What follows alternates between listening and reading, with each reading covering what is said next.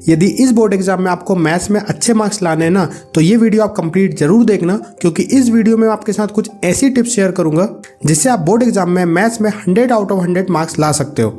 और सबसे पहले मैं आपको क्लियर कर दूं, इस वीडियो में आपको कोई स्टडी प्लान, कोई टाइम टेबल नहीं बताने वाला हूं, क्योंकि इनके लिए ऑलरेडी मैंने वीडियो बना चुका हूं। आज की इस वीडियो में मैं आपको बताऊंगा कि मैथ्स में 100 आउट ऑफ 100 मार्क्स लाने के लिए आपको पढ़ना कैसे है और क्या पढ़ना है। क्योंकि जैसे जैसे एग्जाम करीब आते जा रहे हैं वैसे वैसे बच्चे और ज़्यादा कंफ्यूज होते जा रहे हैं कि यार पढ़ें क्या, क्योंकि मटेरियल बहुत ज़्यादा हो गया है पढ़ने के लिए।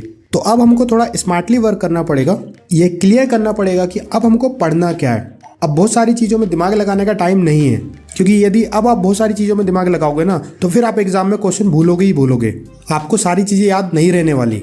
तो ये चीज़ें एग्जाम में ना हो, इसलिए आज की इस वीडियो में मैं आपको ओनली 5 पॉइंट बताऊंगा।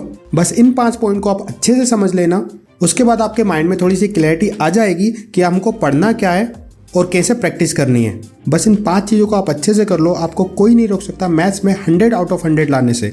चलिए तो मैं आपको बताता हूँ कि वो 5 पॉइंट कौन कौन से हैं। सबसे पहले पॉइंट में मैंने रखा है एनसीईआरटी को। तो जो एनसीईआरटी है ना, वो आपकी ब्रह्मास्त्र है, चाहे वो बेसिक वाले हों चाहे वो स्टैंडर्ड वाले हों। आपको एनसीईआरटी बहुत अच्छे से आनी ही चाहिए, लेकिन क्योंकि अब टाइम कम बचा है, पूरी एनसीईआरटी करने में टाइम लग जाएगा, तो इसलिए मैंने आप लोगों के लिए एनसीईआरटी से कुछ क्वेश्चन सिलेक्ट कर लिए हैं। बस आप उतने क्वेश्चन कर लो, आपकी एनसीईआरटी की प्रिपरेशन बहुत अच्छे तरीके से हो जाएगी इजीली। अब ये क्वेश्चन आपको कहाँ से मिलेंगे, मैंने टेलीग्राम पर उसकी पीडीएफ अपलोड कर दी है, डिस्क्रिप्शन में टेलीग्राम की लिंक दे रखी है, तो टेलीग्राम पर जाकर आप उस पीडीएफ को डाउनलोड कर सकते हो। उस पीडीएफ में आपको एनसीईआरटी के सारे मेन क्वेश्चन मिल जाएंगे, इससे ज़्यादा आपको नहीं पढ़ना है, ठीक है। तो इस तरीके से आपकी एनसीईआरटी हो जाएगी। अब बढ़ते हैं हमारे दूसरे पॉइंट पर, जो कि है पीवाईक्यू का। अब देखिए, पीवाईक्यू करना जरूरी है, क्योंकि कुछ क्वेश्चन ऐसे होते हैं जो बोर्ड एग्जाम में रिपीटेड होते हैं, बार बार पूछे जाते हैं। तो मैं आपको सजेस्ट करूंगा कि मिनिमम 10 ईयर के पीवाईक्यू तो आपको देखने चाहिए। लेकिन फिर यहाँ पे बात आ जाती है कि सर इतने सारे पीवाईक्यू हम कैसे कर पाएंगे। तो मैं आपको पूरे क्वेश्चन करने को नहीं बोल रहा हूँ, आपको सिर्फ रिपीटेड क्वेश्चन ही करने हैं। तो उसके लिए मैं आपको कहूँगा कि आप खुद अपने से उन पेपरों को एनालाइज करो, यूट्यूब पर जाकर कहीं से ढूंढ ढांड के आपको नहीं करने, क्योंकि जब आप खुद से एनालाइज करोगे तो आपको समझ में आएगा कि किस किस टाइप के एग्जाम में क्वेश्चन पूछे जाते हैं और कौन से क्वेश्चन ज़्यादा बार आए हैं और कौन से क्वेश्चन कम बार आए। तो यार मेरी बात मानना आप, कि किसी ने ऑलरेडी सिलेक्ट करके रखे हैं उन पीवाईक्यू के क्वेश्चनों को, तो उनकी जगह पर आप खुद अपने से एनालाइज करो और क्वेश्चनों को फाइंड करो और उन क्वेश्चनों की प्रैक्टिस करो, वो आपके लिए बहुत बेनिफिशियल रहेगा, ठीक है। तो इस टाइप में आपके पीवाईक्यू हो जाएंगे। अब बढ़ते हैं हमारे थर्ड पॉइंट पर, जो कि है सैंपल पेपर। देखिए, पीवाईक्यू करने से आपको पुराने जो रिपीटेड क्वेश्चन है, इंपॉर्टेंट क्वेश्चन है, उनकी प्रैक्टिस हो जाएगी, और सैंपल पेपर करने से आपको नए क्वेश्चन की प्रैक्टिस होगी। आपको समझ में आएगा कि इस टाइप के क्वेश्चन अब एग्जाम में पूछे जा सकते हैं। सैंपल पेपर करने से आपको पेपर का पैटर्न समझ में आएगा कि इस बार हमारा पेपर कैसे आने वाला है, और आपकी एग्जाम के लिए प्रैक्टिस बहुत अच्छे से हो जाएगी। तो सैंपल पेपर मस्ट है, आपको करना ही करना है। तो हो सकता है कुछ बच्चे अभी सोच रहे हो कि सर आपने एनसीईआरटी भी बता दी, पीवाईक्यू बता दी, सैंपल पेपर भी बता दिए, यही बहुत ज़्यादा हो जाएगा। तो यार मैं आपको बता दूं, ऑलरेडी मैंने एनसीईआरटी में से भी, पीवाईक्यू में से भी चीज़ें कम कर दी हैं। उसके बाद ऐसा तो होगा नहीं कि आपको जो क्वेश्चन अभी बचेंगे उसमें से आपको कुछ भी नहीं आएगा, क्योंकि पूरी साल भर से आप पढ़ ही रहे हो और अभी भी आप अपने एग्जाम की प्रिपरेशन कर ही रहे थे, तो मेनली क्वेश्चन तो आपको आ ही रहे होंगे। बस इससे आपके जो क्वेश्चन छूट भी रहे थे वो भी अच्छे से हो जाएंगे, ठीक है। तो घबराना नहीं है, सिर्फ पढ़ाई पे फोकस करना है। अब मैक्सिमम टाइम्स ऐसा होता है कि अभी तो क्वेश्चन हो भी जाते हैं, बट जब एग्जाम देने की बारी आती है तो हमको क्वेश्चन याद ही नहीं आता, हमको समझ ही नहीं आता कि इसमें हमको क्या करना है। तो आपके साथ ये चीज़ें एग्जाम में ना हो, उसके लिए आपको नेक्स्ट दोनों पॉइंट अच्छे से समझने पड़ेंगे। फिर ऐसा एग्जाम में आपके साथ नहीं होगा कि आपने जो क्वेश्चन किए हैं उनको आप एग्जाम में जाके भूल जाओ। तो नेक्स्ट पॉइंट जो हमारा है वो है रिवीजन के बारे में।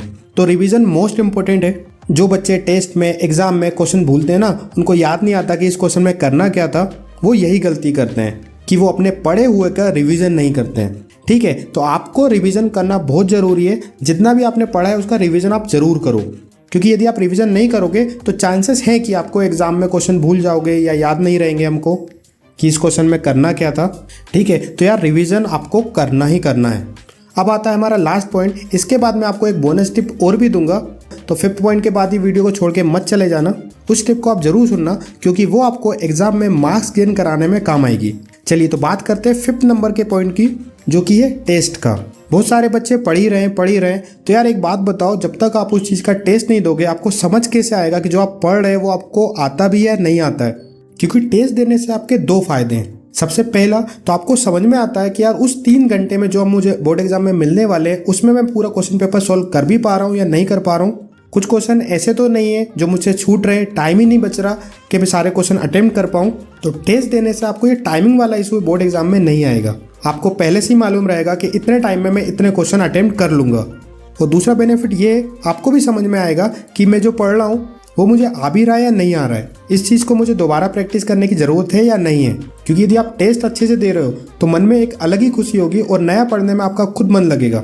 ठीक है, तो टेस्ट आपको मस्त देने हैं। तो ये 5 चीज़ों को आप आज से ही अप्लाई कर लो, आपको कोई नहीं रोक सकता बोर्ड एग्जाम में अच्छे मार्क्स लाने से। चलिए तो बात करते हैं लास्ट बोनस टिप की। ये बहुत इंपॉर्टेंट है, बहुत सारे बच्चे गलती करते हैं इस चीज़ में, वो मार्क्स ब्रेकडाउन पर ध्यान नहीं देते हैं। लेकिन यदि आपको मैथ्स में अच्छे मार्क्स लाने ना तो आपको मार्क्स ब्रेकडाउन पर ध्यान देना पड़ेगा। अब मार्क्स ब्रेकडाउन क्या होता है वो आपको पता ही होगा। जिन बच्चों को नहीं पता मैं आपको बता देता हूँ कि मार्क्स ब्रेकडाउन क्या होता है।